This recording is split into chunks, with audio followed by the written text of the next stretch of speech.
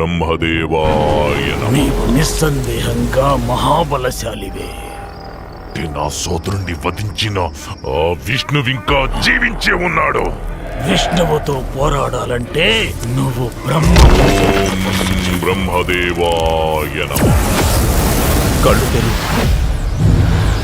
హిరణ్యకశిప, కోరుకో. నీకే వరం కావాలో కోరుకో. అన్నీ కావాలి.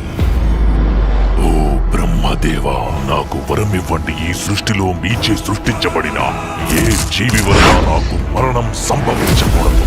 నా మరణం పగలు కాని రాత్రి కాని, నా మరణం గృహం లోపల కాని గృహం వెలుపల కాని, అస్త్ర శస్త్రాల వల్ల కాని, సజీవుల చేత కాని నిర్జీవుల చేత కాని.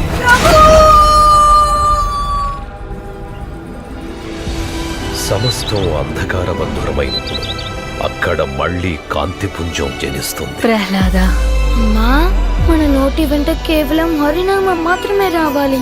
నిండు మనసున ఆయన శరణాగతిని కోరాలి. ఆ నామం మాత్రమే అందరికీ ముక్తినిస్తుంది.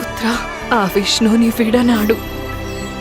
నేను భగవాన్ విష్ణువుని ఎప్పటికీ శత్రువుగా చూడలేను.